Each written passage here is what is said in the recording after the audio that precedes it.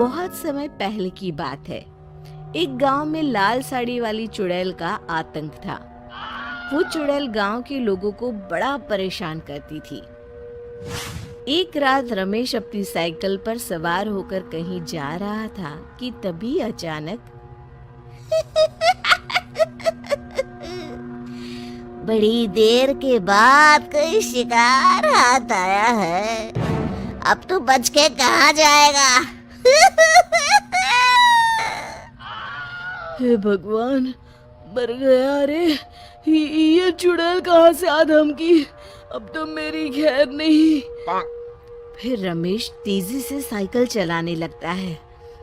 अरे भागो रे। चुड़ैल उड़ते हुए रमेश का पीछा करने लगती है और रमेश को उसकी साइकिल समेत ले जाकर एक गड्ढे में गिरा देती है। मर गया रे, मेरा हाथ। फिर चुड़ैल जोर जोर से हंसते हुए वहां से चली जाती है। इसी तरह चुड़ैल हर आते जाते इंसान को परेशान करती। धीरे धीरे उस गांव में चुड़ैल का खौफ इतना बढ़ जाता है कि रात होते ही गांव के सभी लोग चुड़ैल के डर से अपने घरों से बाहर निकलना बंद कर देते हैं।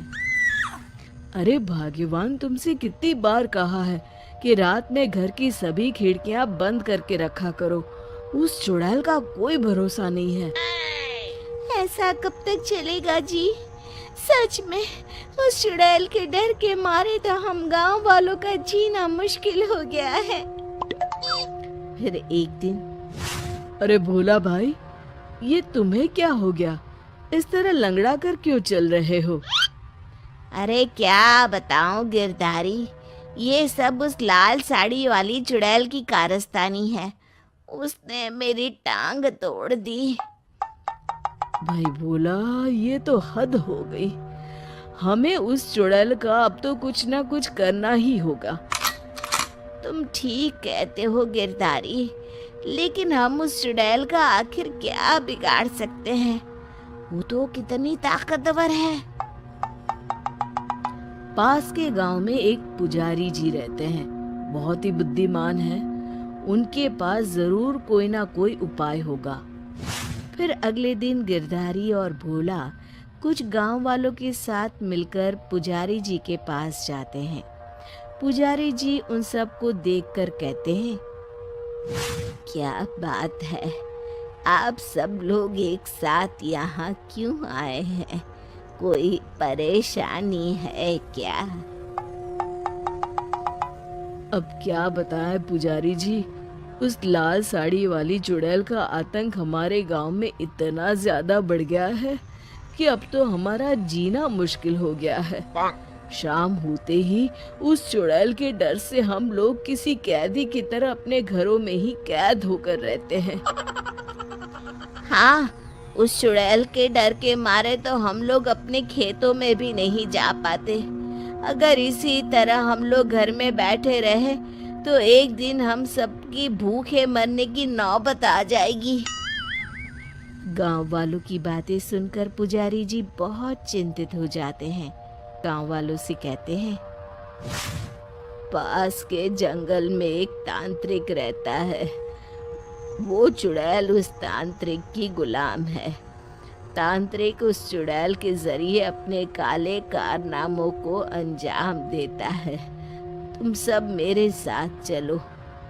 फिर सभी गांव वाले अपने अपने हाथों में जलती हुई मशाल लेकर पुजारी जी के पीछे पीछे जंगल की तरफ चल देते हैं। काफी देर चलने के बाद वो लोग एक गुफा में पहुंचते हैं। उस गुफा के अंदर बैठा एक तांत्रिक मंत्र पढ़ रहा होता है। फट फट फट फटा, शैतान प्रकट हो। तभी अचानक गुफा के अंदर लोगों का शोर सुनकर तांत्रिक अपनी आंखें खोलता है। लोगों के हाथों में जलती हुई मसाले देखकर तांत्रिक घबरा जाता है। तभी पुजारी जी कहते हैं, आज से तेरा खेल खत्म हुआ धर्मी तांत्रिक। तूने अपनी काली विद्या का इस्तेमाल करके उस चुड़ैल के जरिए गांव के भोले भाले लोगों को बहुत परेशान किया है। ये तो अभी शुरुआत है, खेल तो अभी शुरू हुआ है। तू उस चुड़ैल को अभी के अभी खत्म कर दे, वरना हम सब तुझे खत्म कर देंगे। अच्छा, ये बात है तो ठीक है। तुम्हें सामने वो मटका दिखाई दे रहा है, उसी मटके में उस चुड़ैल की जान बसी है। जाओ उसे तोड़ दो। सभी गांव वाले उस मटके को फोड़ने के लिए उस पर डंडे से वार करना शुरू कर देते हैं, लेकिन उस मटके को कुछ नहीं होता। तभी अचानक वो चुड़ैल भी वहां आ जाती है। अरे मूर्ख तांत्रिक, तूने इन लोगों को मटके का राज क्यों बता दिया? तांत्रिक हंसते हुए कहता है, तू चिंता मत कर, इस मटके पर मैंने ऐसा मंत्र पढ़ा है कि ये लोग इसे कभी नहीं तोड़ सकते। गांव वाले बहुत कोशिश करते हैं, लेकिन उस मटके को तोड़ नहीं पाते। तभी गिरधारी पुजारी जी से कहता है, अरे पुजारी जी, ये मटका तो टूट ही नहीं रहा है। अब आप ही हम सबको बचा सकते हैं। जल्दी कुछ करे, वरना ये चुड़ैल हमको नहीं छोड़ेगी। पुजारी जी थोड़ी देर कुछ सोचते हैं, कहते हैं, जिस तरह लोहा लोहे को काटता है, ठीक उसी तरह मंत्र के असर को खत्म करने के लिए मंत्र का इस्तेमाल करना पड़ेगा।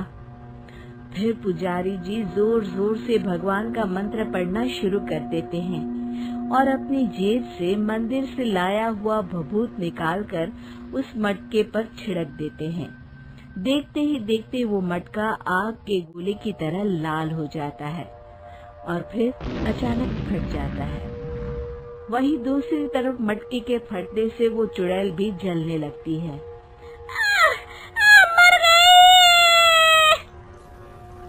फिर तांत्रिक अपनी जान बचाने के लिए सभी गांव वालों से माफी मांगकर हमेशा के लिए वो गांव छोड़कर वहां से भाग जाता है। शिक्षा: बुराई कितनी ही ताकतवर क्यों न हो, एक दिन अच्छाई के सामने घुटने टेक देती है।